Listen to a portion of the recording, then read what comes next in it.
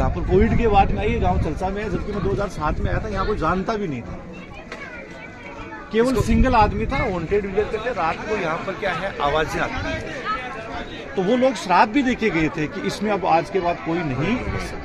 एक तो ये था। दूसरा मैं ये मानता हूँ कि ये गांव धीरे धीरे खाली हुआ है, जो मैंने भूगोल के हिसाब से, कि अकाल लंबी अवधि थी, यहाँ काक नदी बहती है पास में, तो लंबे समय तक बरसात नहीं होती। जैसे मरुस्थल के लोगों की आज भी धारणा है कि घर में आप देखोगे तो एडवांस में 3 साल का सामान रखते हो पहले से। बाई चांस अकाल गिर गया तो हम कहाँ से सामान लाएंगे, 3 साल।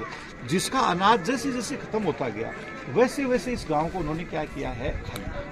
जैसे पलायन शुरू से होता रहा, यहाँ पर जैसे लोग पशुओं को लेकर के चले आते थे, जैसे जैसे जिनका अनाज, जैसे अब अनाज खत्म होने वाला था, इस जगह को छोड़ दिया, चले गए। ऐसे वो धीरे धीरे भी हो सकता है कि ये गांव धीरे धीरे खाली हुआ।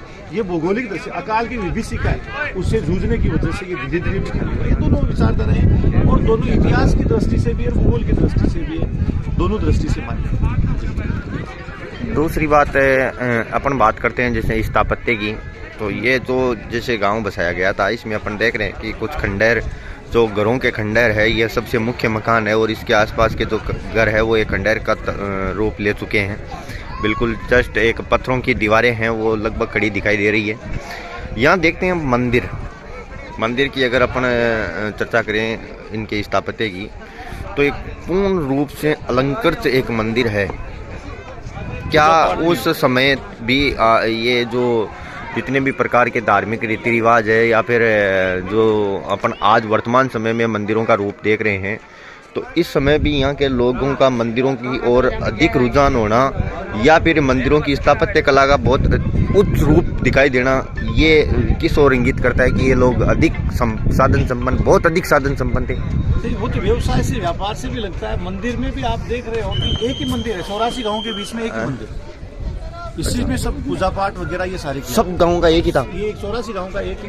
हाँ, बाकी बाजे जी आपको बताएंगे मंदिरों के बारे में, स्थापत्य के बारे में। अच्छा सर, ऐसा भी सुनने में आया है, वो जो शिलालेख लगा हुआ है, उस शिलालेख पे लिखा हुआ है कि ऐसे पालीवाल ब्राह्मणों ने यहाँ आसपास में 84 गाँव बसाए थे। तो क्या वो 84 गाँव एक साथ ही माइग्रेट करके चले गए, या फिर जो एक रात की घटना बताई जाती है वो केवल इसी गाँव के लिए, कुलदरा गांव के लिए मान्य होता है? नहीं, ये पूरा कुलदरा के नाम से जाना। तो कुल का मतलब है पालीवाल लोगों का कुल, और दरा का मतलब वो, ये 84 गाँव का समूह ही कुलदरा, वो कुलदरा कहलाता है। कुलदरा 84 गाँव का समूह है। हम ये तो नहीं कह सकते कि 84 गांव यदि एक ही रात में एक साथ माइग्रेट करे, ऐसी कोई संचार की सुविधाएं भी नहीं थी, परिवहन की सुविधाएं भी नहीं थी। हाँ, तो नहीं, मतलब ये समूह है 84 का जी, यही समूह है। ये जो दिख रहा है ना, ये 84 गाँव का क्या है, दूर दूर नहीं थे, है ना। मरुस्थल में आज भी आपको गाँव या बहुत दूर दूर है, लेकिन उसमें घर आपको पास पास ही, वो शुरू से ही रहा। यहाँ है ना, आपको गाड़ी बता रहा हूँ उसके अवसर, ये तो लिखा हुआ है यहाँ का मूल शिलालेख की तस्वीर दिखाऊंगा आपको, जो उनकी भाषा के अंदर मूल शिलालेख यहाँ मंदिर के पास में है, अंदर है। थोड़ा सा इनको मॉडिफाई कर दिया था, तो आपको दिखाऊंगा। काफी बार जो महाजनी या बनियानवी जो लिपि थी, हाँ, उसमें पालीवाल ब्राह्मणों ने शिलालेख लिखा है, उसमें वर्तमान हम मान सकते हैं कि जो माइग्रेट हुआ है, ये माइग्रेट 2-3 सालों में धीरे धीरे, जैसे आप बता रहे हो कि मारवाड़ी लोग अपना प्रबंधन रखते हैं पहले से। मैं ज्यादा उस चीज को तवज्जो देता हूँ कि धीरे धीरे इसमें माइग्रेन हुआ है, लेकिन इतिहास के अकॉर्डिंग एक रात मानी। इतिहास के अकॉर्डिंग ये एक दंत कथा हो सकती है, दंत कथा हो सकती है, क्योंकि सालिम सिंह के परिवार के लोग इस चीज को तवज्जो कम दे रहे हैं, इससे जुड़े हुए जो लोग हैं वो नहीं मानते, उस हिसाब से ये धीरे धीरे हो सकता है। हाँ जी, एक बात मैं जैसे आपसे जानना चाहूँगा, ये जो घर बनाए गए हैं, ये इतनी भयंकर गर्मी में भी ठंड का आभास करवाते हैं? नहीं, घरों तो ये तो भाई वो मटेरियल, भूमि का जो कच्चा मटेरियल है, उससे इन ये गर्मियों में गर्म रहेंगे और गर्मियों में ठंडे रहेंगे, सर्दियों में ये क्या रहते हैं। इस परंपरा को वर्तमान में क्यों नहीं अपना ले, अपने ऐसी जैसी सुविधाएं हैं उनसे और उनसे होने वाले नुकसान को? पर्यावरण हितैषी मकान है, इसमें कहीं भी पर्यावरण को नुकसान नहीं दिया गया, समझ गए। और ये तो आज से 20 साल पहले भी यही था। अभी ये तो मॉडिफाई अपना अरावली को तोड़ रहे हैं, पहाड़ों को तोड़ रहे हैं, उनसे नए मकान तब बेहतर। तो इसका देख लो ग्लोबल वार्मिंग पे कितना कैसा प्रभाव, इनका कोई प्रभाव। अगर ये खराब भी होता तो वापस मिट्टी में मिल जाता है, बिल्कुल, या ना, वापस मिट्टी में मिल जाता है। ये पर्यावरण हितैषी, ये तो पहले के लोग प्रकृति प्रेमी थे, पाश्चात्य संस्कृति वाला नहीं था रुझान ना। यहाँ पर ये वृक्षों की अधिकता पाई जा रही है, ये किस कैटेगरी के वृक्ष होंगे? इन वृक्षों की वजह से भी हो सकता है कि यहाँ पर भूगर्भिक जल भी मिल जाए, और क्योंकि आसपास में आप खेत भी देख पा रहे हैं, आसपास में खेती भी हो रही है, अच्छी खेती होती थी। तो इसका मतलब पालीवाल ब्राह्मण प्रारंभ से खेती खेती में थे। और यहाँ अब देखो कैक्टस गार्डन भी हमारे जैसे दो ही तो कैक्टस गार्डन है, तो यहाँ एक कुलग्राम में जैसे अपन गेट अभी हमने आते वक्त देखा था कि कैक्टस गार्डन है, वहाँ पर एक नाव का भी अवशेष है और उससे लगता है कि यहाँ इस जो नदी थी काक नदी बोलते हैं यहाँ के लोग उसको, फॉसिल्स भी आई हुई है उसमें, तो ये कहते हैं कि इतना जल था कि इसमें नावें भी चला गया। अच्छा, इसका मतलब नावों से परिवहन भी था भाई, इससे साबित होता है पानी वगैरह लगे, मछली वगैरह, व्यवसाय वगैरह जो भी था उस हिसाब का ये हुआ करता था। इससे तो लगता है ये धीरे धीरे खाली हो गया, धीरे धीरे 2-3 साल में जाके माइग्रेट हुआ है, 2-3 साल ये उसमें माइग्रेट हुआ। ये तो रात को भूतों वाली कहानी है, इसका क्या संबंध है? देखो ये तो यही है कि स्थापित गांव तो है ये भूत वाली।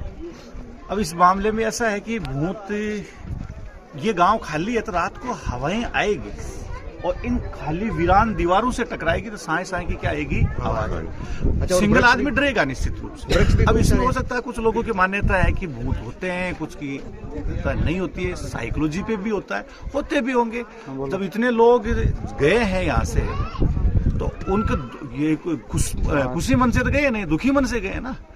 उनकी तो जैसा उन कहते हैं उन्होंने बददुआएं तो दी होती, ऐसा तो नहीं, बददुआएं तो देखे गए थे, ये कभी नहीं बसेगा गाँव, बाकायदा स्थापित गांव बोलते हैं इसमें। और फिर वृक्ष भी है, इतने से जब हवा टकराएगी तो फिर आवाज तो आनी अनिश्चित है। और देखो सरकार को किसी चीज को विचित्र बनाना है तो उसके लिए कुछ बातें करनी भी पड़ती है इस तरह की, तभी तो लोग आएंगे ना। हॉन्टेड आज जैसे भानगढ़ है, सेम स्थिति है, भानगढ़ अलवर की बात कर रहे हैं। हाँ, उसकी भी सेम स्थिति है, यही है।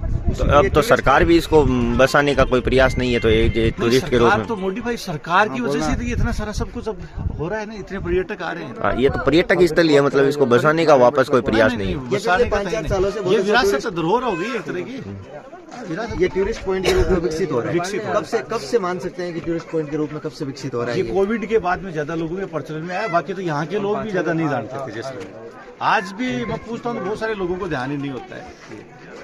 कोविड के बाद में जैसे ये सोशल मीडिया आ गया तो उससे ज्यादा ये हो गया। तब भी इतनी, मैंने खुद ने 2-3 साल पहले मैं जब आया था तो कोई था ही नहीं यहाँ। अच्छा, यहाँ प्रशासन के 2-3 व्यक्ति मिले, इन्होंने कहा कि शाम को सरकार कहती है कि 5 बजे बाद में प्रवेश कीजिएगा, 5 बजे बाद बचिएगा। क्या ऐसा है? सरकार खुद ही बनाती है इसको। अगर इसको टूरिस्ट पैलेस बनाना है तो तब भी तो लोग आएंगे, आकर्षित होंगे। ऐसे अगर रात को रह गए, आप सुरक्षित निकल के दिखाएंगे, भूत है। इसलिए शाम को 5 बजे यहाँ गार्ड लगा रखे हैं, वो गार्ड विसल बजाते हैं और पूरे गाँव को खाली करवा देते हैं। अच्छा, मतलब वो रहस्य बना रहना चाहिए। रहस्य बना रहना चाहिए। यहाँ के कुछ लोगों से आप मिल भी सकते हो, वो लोग भी बताते हैं, वो भी दिन भर यहाँ आते हैं फिर वापस चले जाते हैं। गाँव के खंडर को देखकर लगता अब है कि ये कब की घटना हो सकती है? ये 200 साल पहले, आज से 200 साल कई जगह 400 बता रहे हैं, ज्यादातर इसमें मान्यता ये मिली 200 साल पहले। अच्छा, ये मूल दीवारें, ये जो खंडर दिखाई दे रहे हैं, ये मूल घर है उनके? मूल घर, ये सबके मतलब पहले किसी प्रकार का कोई मॉडिफिकेशन नहीं किया गया? उनमें मॉडिफिकेशन नहीं किया। पहले ये भी था ना, जैसे अपने गाँव में अभी बसे हुए हैं तो उनमें मंदिर के चारों तरफ जो बड़े लोग होते थे उनके घर होते थे। फिर जैसे जैसे अलग अलग छोटे तरीके के लोग थे, वैसे वैसे मकान।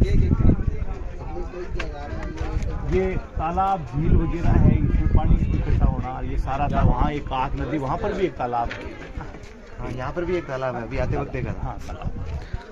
जी, अब हम दोस्तों चलते हैं मंदिर की तरफ और कैक्टस गार्डन की तरफ। सर, आपका बहुत बहुत धन्यवाद। Thank you.